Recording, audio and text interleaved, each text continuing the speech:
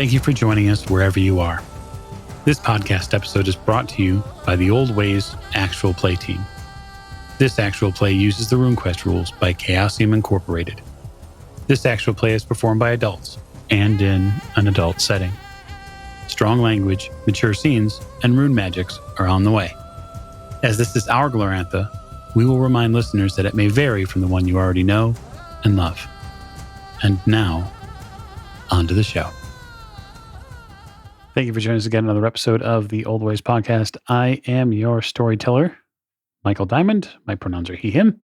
And we are back with another episode in our 6 seasons in Sartar campaign. And so at the top of the show, we'd like to do is we'd like to thank you, the listener, and especially you, the Patreon supporter. You can support us on Patreon at patreon.com/theoldwayspodcast. If you like hearing RuneQuest, and you would like to hear more RuneQuest, come and get engaged on the Discord server, jump over to YouTube, spread your comment and your love there, and let this wonderful and amazing cast know how much you are enjoying it. So, speaking of the cast, I will get to them now, and that is to my right. Greetings, everybody. I am Heather Ashcraft, otherwise known as Valley Girl Heather. I am playing Lysanna of Cliffshield. I am a young apprentice healer of the Heraborn, an initiate of Ronalda. And we are currently on the verge of discovering maybe what's going on with these missing children. Perhaps. And then to Lysanna's right. Hi, I am Morgan, and I play Elara of Hill-Based Stead. And our pronouns are she, her. And Elara worships the great goddess of the earthquake, Marangor, whom she got to commune with last episode. Yes, indeed. We'll just say you get your hands dirty a little bit, which hopefully has some benefit to you at the end of the table. I am Vargast, son of Gordanger of the Heraborn, and I will find these children. This I swear by Orlamp. Fantastic. Looking forward to it, sir. And last but most certainly not least. Hi, this is James, pronouns he, him, and I'm playing Finn. And Finn hopes to find the children, but sometimes Finn knows that nature doesn't give a crap about how old you are. Yeah, it's interesting, right? There are no guarantees about how long you get. Just that you get what everyone gets, which is a lifetime, as someone might say. So we're going to raise the curtain the next day. We will part our veil and look in on our Heraborn as they gather together again at the village. After a night, for some, likely it was filled with slumber. Others, it might have been filled with frustration, or perhaps just that sense of something unfinished. And so we'll pick up in the village there, and we'll see what they have planned for today. So, just to level set everybody, to get you in on where we are calendar-wise, tomorrow is the Feast of Sartar. So it's a big and important day, and you can already hear your mother in your ear, Elara, getting ready to prepare for yet another feast. And you all know that many tables will be brought out into a common space, so that way the entire Vale can celebrate together. And even though you have reached adulthood, you are a recognized woman amongst the Heraborn, it doesn't mean that your work has ended. Yes. But the children are more important. Certainly. So I would imagine that Elara has perhaps left the stead along with Finn to head to the village to meet up with her fellow investigators. Yes. Okay, so the 4 of you are gathered. What's the plan? And then I wonder perhaps if Elara would key us in, and the rest of her fellow Heraborn in, on what she experienced last night. Well, hopefully they would have noticed that she probably has some dirt under her fingernails still from last night's festivities, and maybe a streak of dirt on her face from rubbing the embers. You would have had to take long, hard work to get the soot and ash from your skin, from in between the cracks in your hands. Like, you were deeply coated in that. Like, I would venture to guess that Elara's hands are still very much dark, even after having washed them. They look oddly shadowy. Yeah, I look a little dirty. I mean, it's, so This hardworking look is it's appealing on you, Elara. It's let's see you get your hands dirty for once. Did your mom put you to work on festival things before we met? when we came back from Riverbend last night, I just started thinking that there's just something that I could do to help with trying to find these kids, and so I went outside after dark and I sanctified the ground behind the longhouse, and then I called upon Marangor to help us in our time of need, and she answered. Oh, it was the most thrilling and amazing, wonderful feeling ever. I feel my body starting to heat up just thinking about having this interaction. So my cheeks are rosy and I'm flushed and it. Oh, and she is just as wonderful. I just words can't escape it. She's beautiful, and I didn't look at her, but she was still beautiful. But she gave me some information that the kids, they're closer to us than they are to her. She does not feel them in the earth, and Koratek does not know them. She says they are in between. To find them, we are to prepare a feast for them, for those who are not dead and those who are not living. Well, that would be fairly easily accomplished. A shrine or of some kind to be put together. We will need meat, spices, lots and lots and lots of spices, and fire. A big fire. Where do we want to put the shrine at? Perhaps on the edge of the forest. That's where at least we know that one of the boys disappeared. Perhaps an area nearby might give us at least something. Some stones, maybe a stone slab of some sort, and a large fire nearby.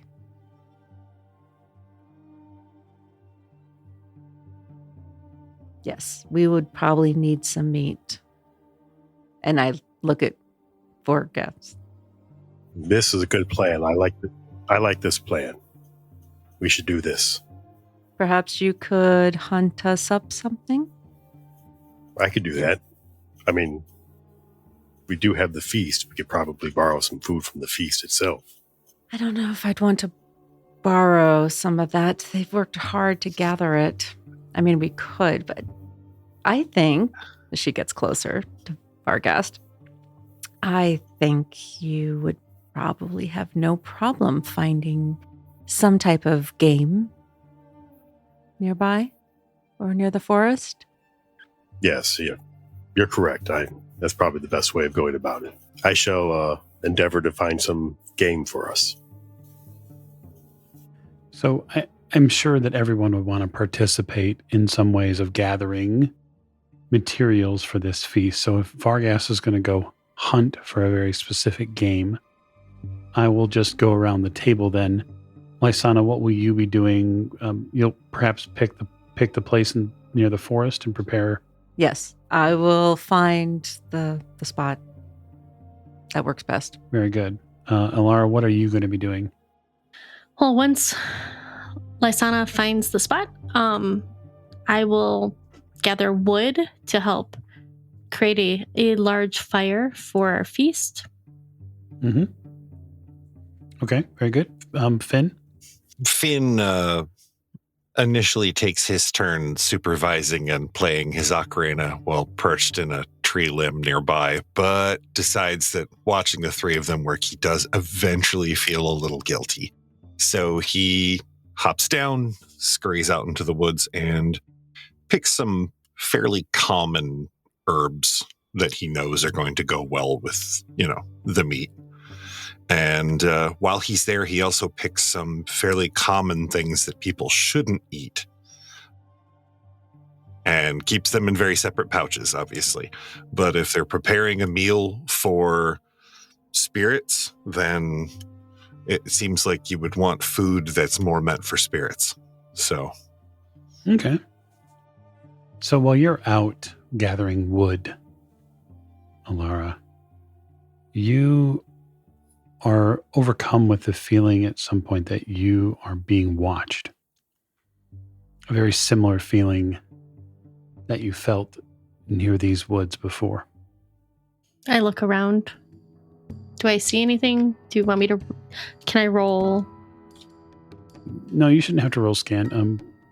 You look around, and near one of the larger trees that provides quite a bit of shade here, you see a somewhat strange silvery form, just for a moment, moves from one tree to the next, looking for cover from you.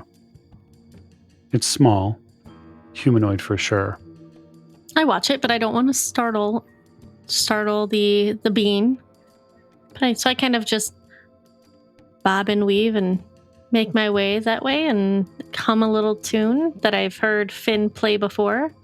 He does play so many wonderful tunes. He does. After getting a little deeper into the forest, you see the boy from that first day. You see Andrin.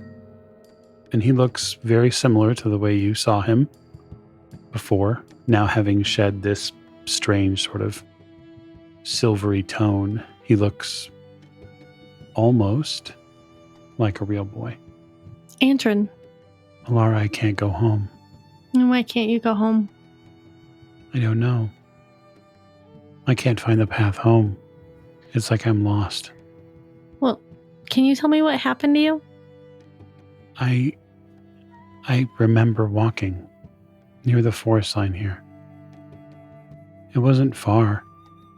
He turns a little bit and he sort of points through the trees towards a space, maybe 30 or so yards from where you're at. He reaches up and touches the back of his head.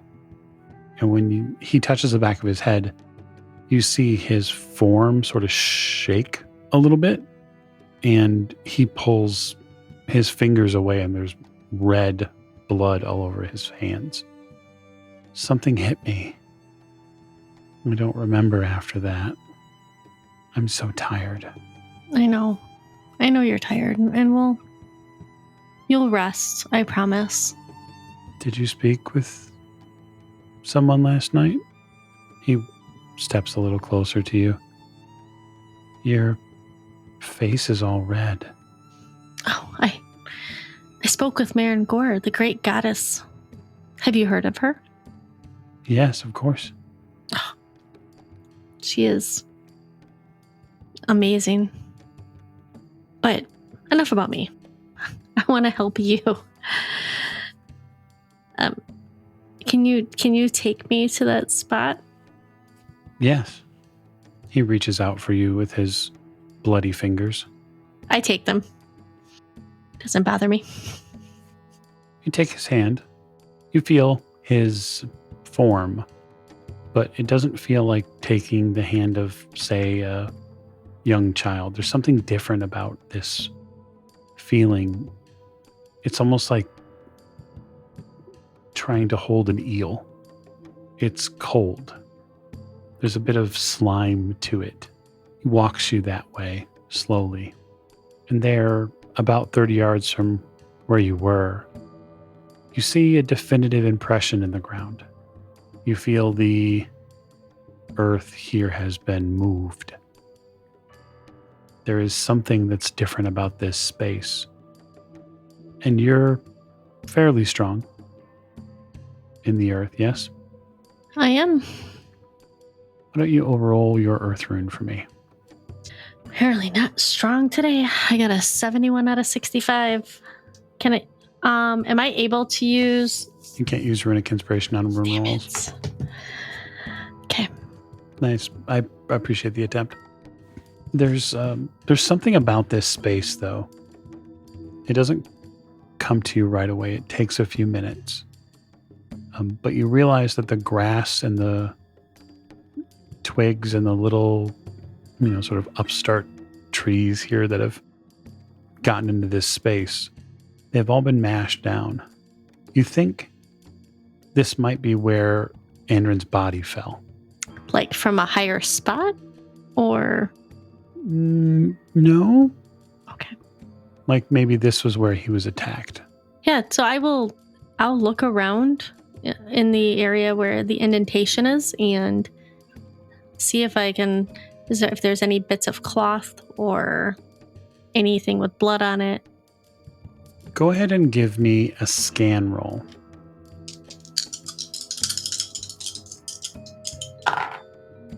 Oh my goodness. I'm gonna have to get new dice. I got a 99 out of 40. Can I spend runic inspiration on this? Well, you could have rolled a runic inspiration beforehand, but I'm happy to reset with true. you. If you would like to utilize runic inspiration, you would have to tell me what rune you'd like to be inspired by. I think I would like to be inspired probably by the earth rune, because that just makes the most sense, because I am digging around in the dirt.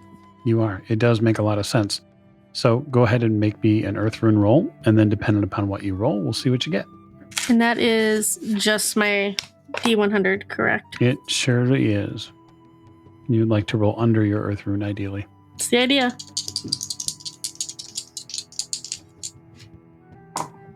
Oops, I got to change out my dice. I got a 90 out of 65. Ouch.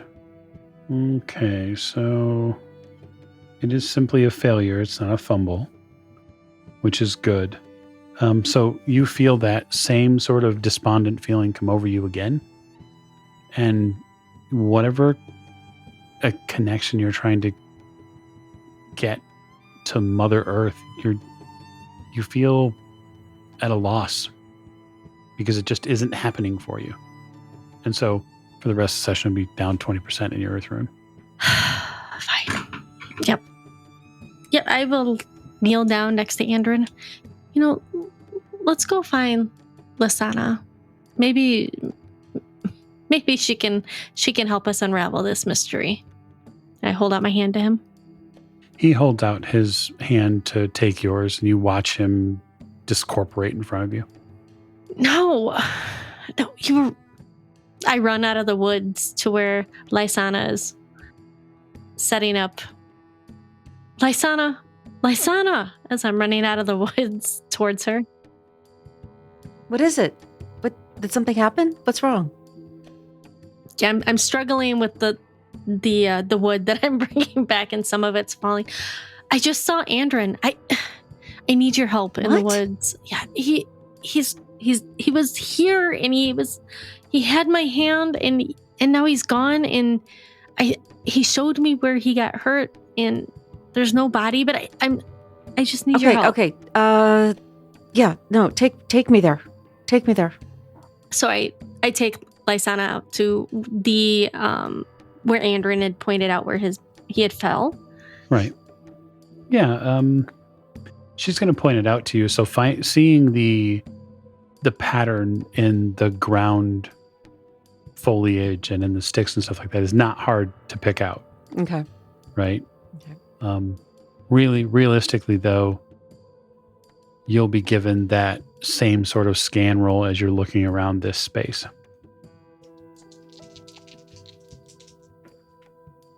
Dropped off on me. That is a 96. Okay. So you don't find it either. Yeah, it's certainly the foliage is certainly a clue. Yes, he likely was felled here. That's horrible. But as far as to its greater meaning, that's lost on you. It does not seem out of the ordinary for a spirit of a boy is not either living or dead to be taking people back to the space where it was hurt, harmed. That doesn't seem out of place, but it's almost like there's something else here and you can't put your finger on it. He said he was hit in the back of the head. That was the last thing he remembered. That's often the last thing people remember when they've been hit in the back of the head. Plant lore with the bushes and these particular bushes. Is there anything significant about the foliage? I might be willing to give you a plant lore roll. Okay. Yeah, sure. That's better. 33 under 35. So there is something here that seems to be a little amiss. And it comes from a tree very close nearby.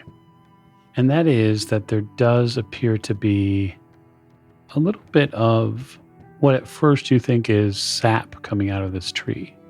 And then looking up to see the foliage, you realize that this tree doesn't create sap. And just examining this sort of sticky fluid that's been left here, you get the instant sort of fragrant response from it when you bring it closer of a honey. It's very sweet smelling. Use sweetness to attract insects or even small animals. I would know that much about plants because a lot of those, either we would utilize some of it in my mom's, when we gather for her healing balms and other things. This isn't right. This is not right. I wipe it off quickly. Okay. I don't rub it on myself. I actually rub it on the ground. I use dirt just over and over and over again until I get it off of my hands. Okay. Fair And enough. I start searching around the base a bit. If I don't see anything outright from that, broken bits, areas in the tree bark that are broken on branches or things that are split or anything along those lines. Otherwise, I will take several steps back and I will put both of my hand. I will gonna bend down, grounding my feet and dig my hands into the dirt and close my eyes. And I would like to call upon Arnalda because she and the earth would be able to possibly allow me to feel outwards and find out more. Okay. So in what way are you doing this? Is a spirit magic spell perhaps, or it is a rune magic spell, or?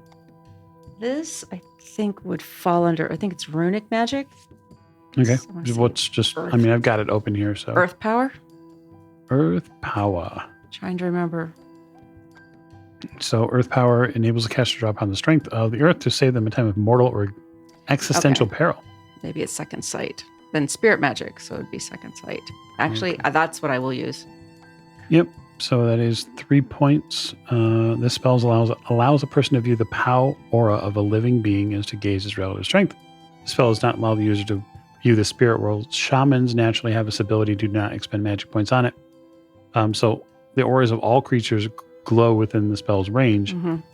If there are any creatures within the range, it is difficult for the caster. If there are too many, it can be difficult to gauge. The POW of auras of enchanted items are also invisible to the spellcaster at this point. Yes. So I'm going to use that and see what happens. Drawing upon the power of the earth. Okay. Yeah, I'm down. So spend 3 magic points. Yep. I believe that's all I have anyway. So. Well, three magic points, not 3 rune points. 2 different things there. Okay. Yeah. So you get a bounty really of auras that come out.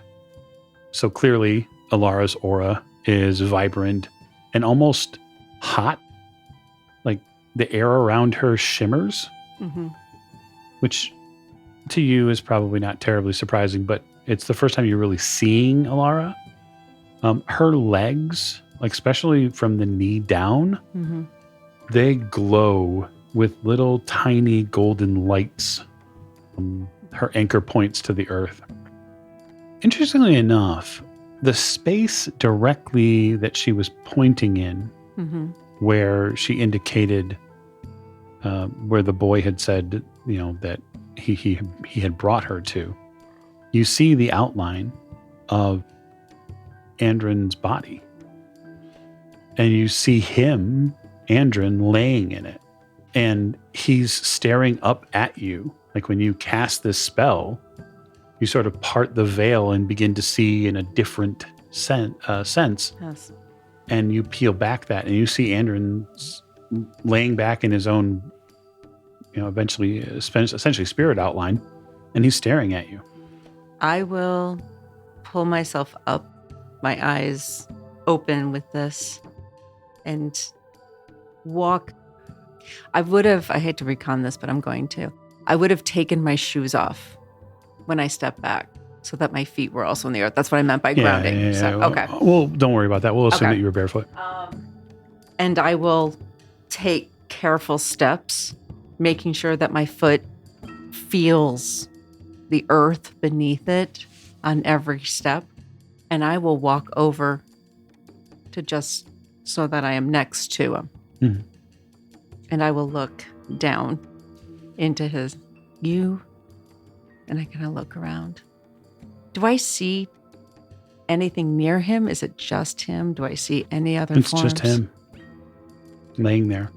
You shouldn't be here. I know. But I can't go home. I don't know the way. We can try to reach you. We will try to reach you. Home may not be where you are destined to be, but to be put to rest within the bosom. For now you are between. Do you know where? Are you completely in the middle? Are you completely in the in-between? I don't know. I can't. He sort of reaches out with his hand to try to touch your hand or touch your foot or make some sort of contact with you. Yeah. I reach my hand out. Yeah, and when he tries to put his hand in yours, you feel like you get a piece of like slimy, cold flesh. It's a little. It takes you. You're a little taken aback by the sensation because it feels like a slippery eel has been placed into your hand. Well, I'm used to the slippery. I don't think I'm used to the cold. Probably not. No. So, I have to go now. where do you go?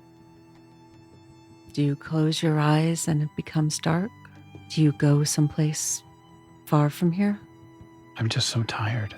You see him sort of release his contact with you, and he lays back into his spot in the ground.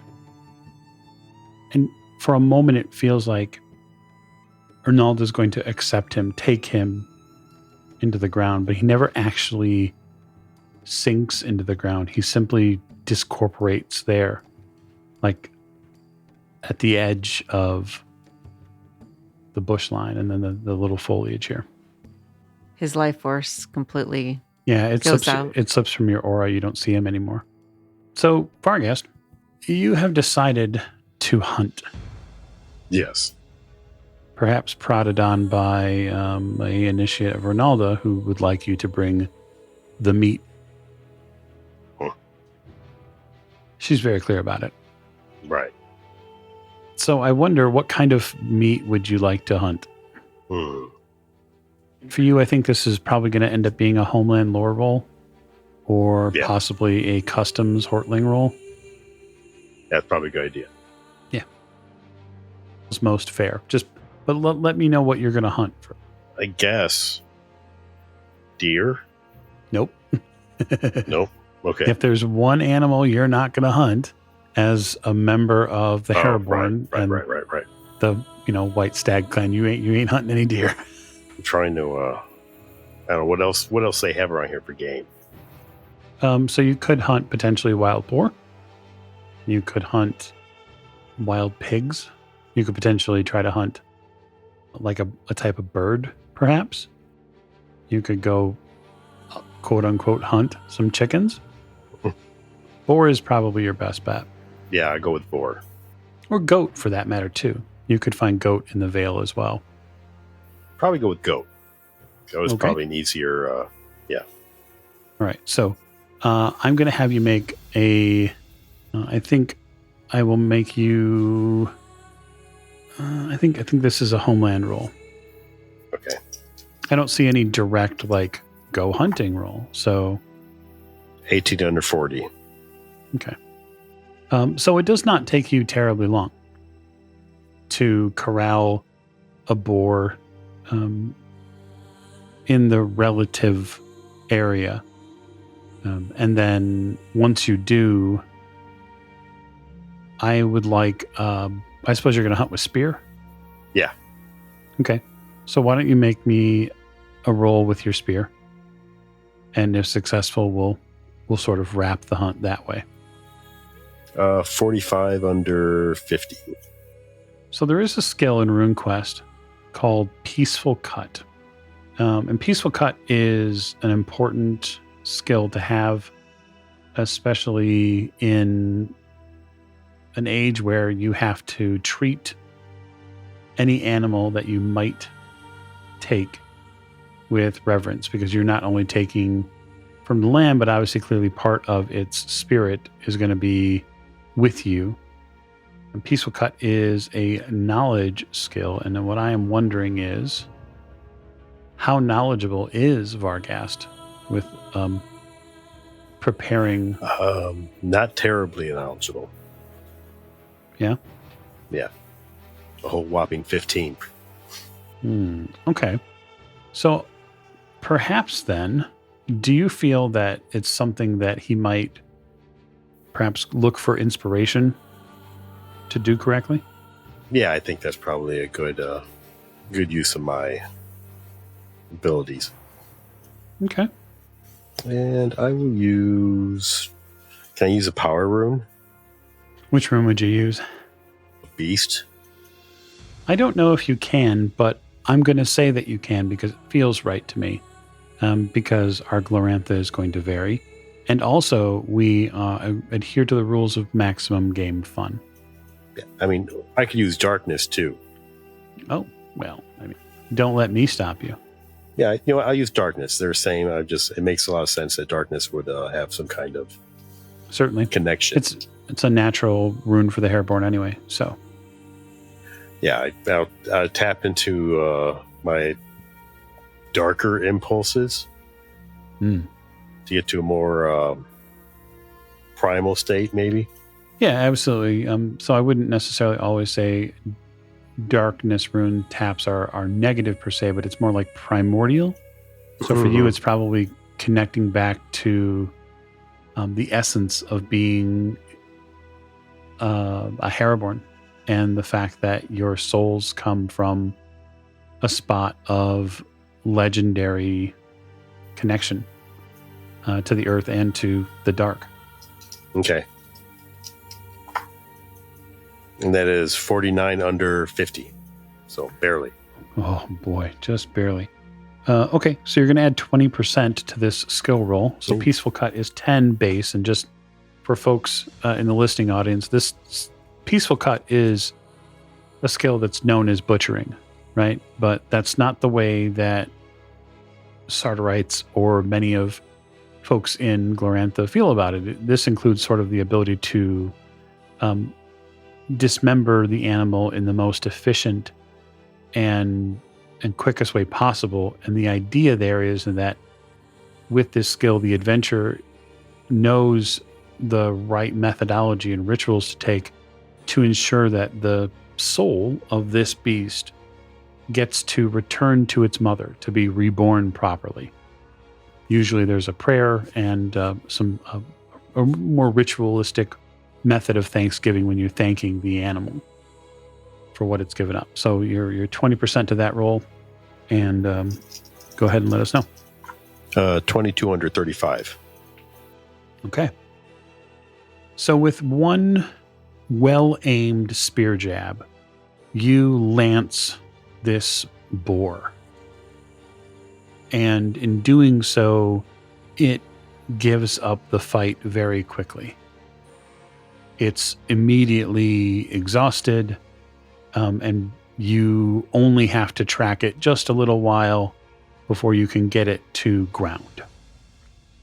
In doing so, you kneel before this beast.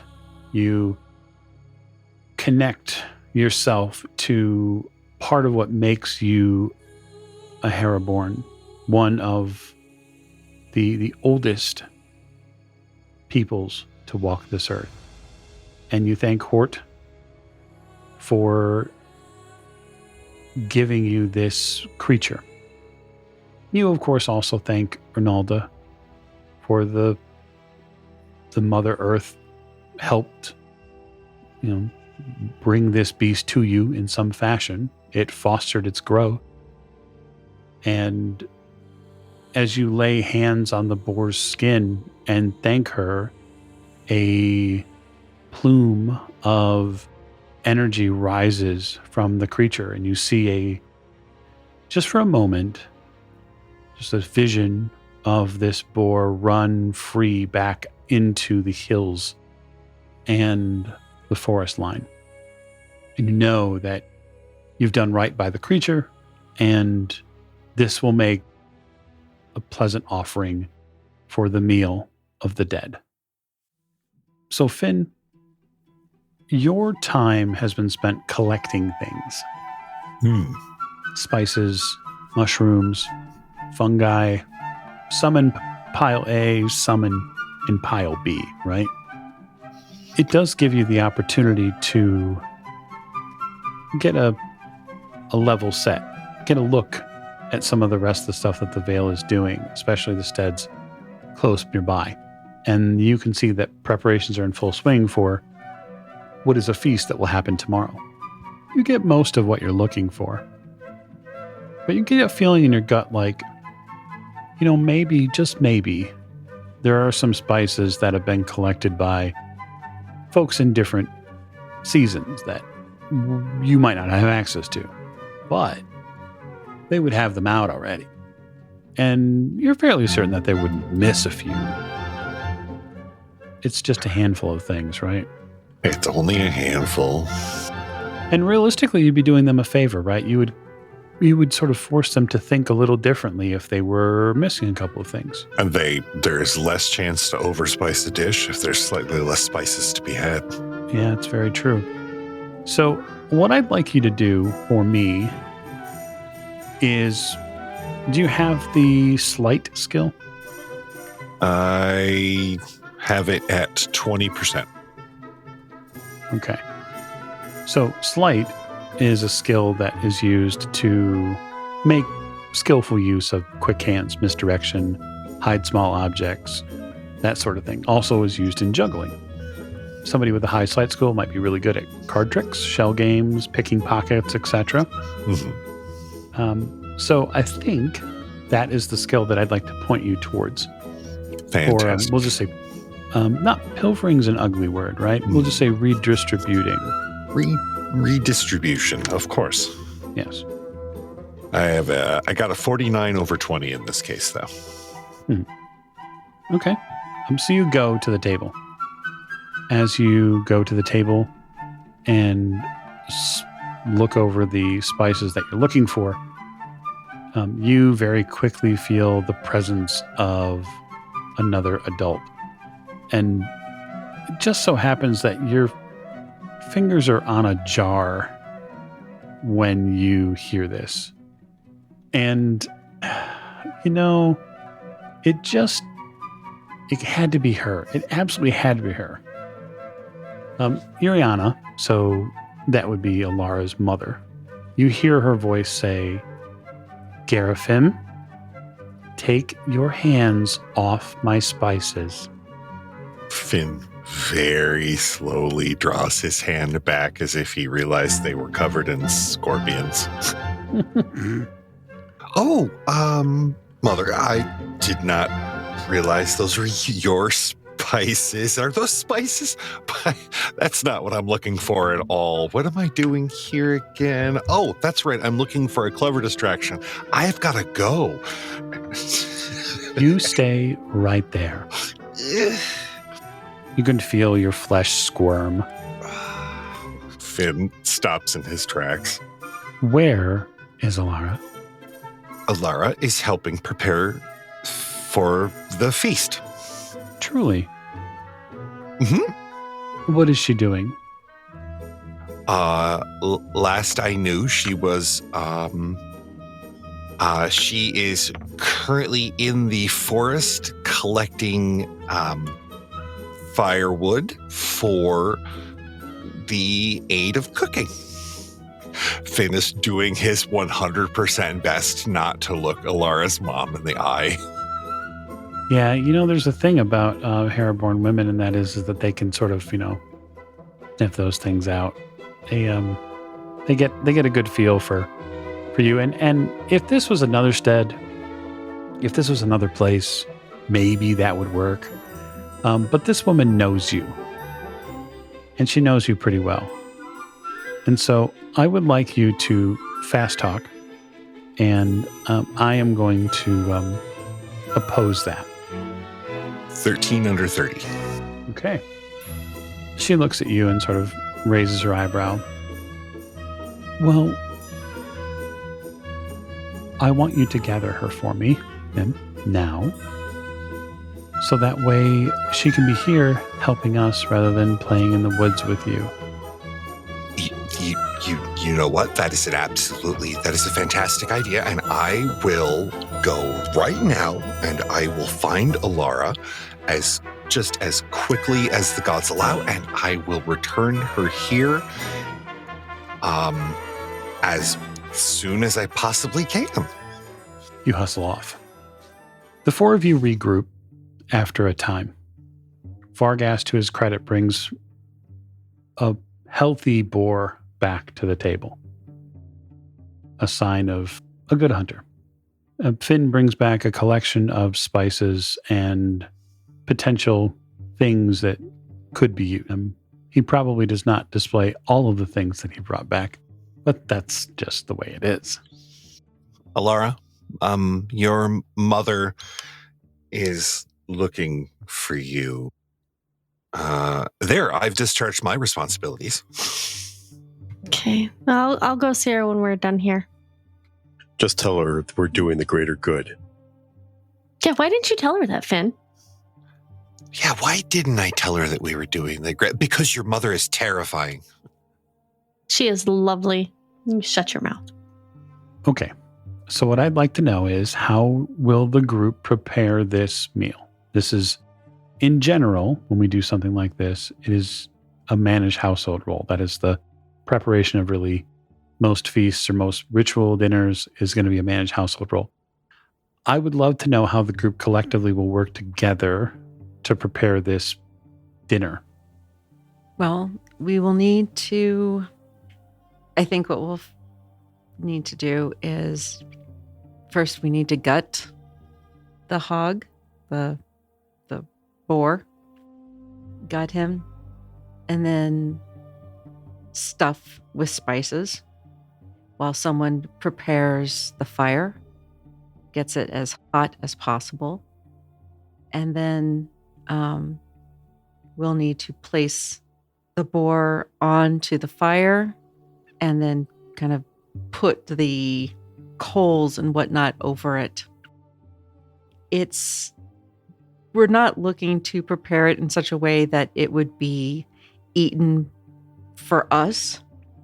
It's when you burn the meat, almost charring it so that the spicy scent, the smell, the smoke would be spicy, that would reach basically the other side. Okay. It's that idea of, we're not preparing it for us, we're preparing it for those wherever they are in the in-between or beyond. Sure. So it has to be like extra like charred and like, so yeah. That makes sense. Yeah, as far as the beast goes, just so folks are aware, Vargast has prepared it in a method that it can't be literally just put on a spit. Okay, so I will call upon Ernalda as I am stuffing it with the spices, making sure that basically I'm just gonna stuff the shit out of this thing with Okay. all the spices. If you guys can get the fire going. Some of the spices that she's stuffing in there are meant to be burned rather than to flavor. They're going to be more aromatic, and they're probably going to have some effects on us too, especially with some of the mushrooms that I've packed in there. If we're going to have a dinner with spirits, then we need to be more spirit-minded. That is an excellent thinking ahead of time. Okay, so Vargas, what are you doing to... I'm starting the fire. Oh, you're starting the fire. Okay, Yeah. Fair enough. And then Elara. I will get the meat taken care of. We get the fire taken care of. I'm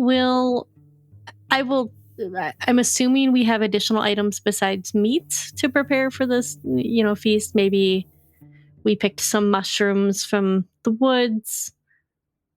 I'm sure Finn did. Where's the wine? We have a feast without wine. Oh, Yeah, that's a good question. well, as it happens, Finn brought some back with him from the village, as he does. Well, always. If he was Well done, Finn. Well done. if Finn was pilfering things from the village, the first thing he pilfered was a couple of bottles of wine. Okay, so I see some synergy here between the players. What I'd like to know is who's going to make the manage household role? Who will actually begin the ritual and go through it? Well, I have a 45 in manage household. Then it needs to be Morgan. Elara. Yep. You did already use your runic inspiration. I did. Okay. Here we go. I pulled out other dice, so let's Oh, good. gonna blow on them. It's like Vegas. And I got a 20 out of 45. Yes. Okay, it's quite a good roll. So you go through not just the motions, but you go through the process of preparing this meal for someone from another space. You project this ritual as you've been asked to do, to prepare a feast, as Marangor, mother of all quake beasts, has implied that you should do. And as it continues, this process, this ritual continues, you see 3 forms later that night approach this boar. Young children. And they begin picking at the boar, this hard, now burnt, crusted flesh. And you see them begin eating it. Although this time, the images, these apparitions that you see of the children are vastly different. Their body image has changed quite a bit. They have grayed in their flesh. Their eyes are empty, with only sockets remaining. Their teeth are cracked, but yet they still work hard to force the food in. It's unsettling to watch this. We're all seeing this, right? You are. Okay. Finn sits down at the feast with them, not eating from the boar, but eating some of his own food. Mm-hmm. But it's rude not to eat with them, and does his best to act as though it's fairly normal. He wants them to feel as though it's somewhat normal. Okay.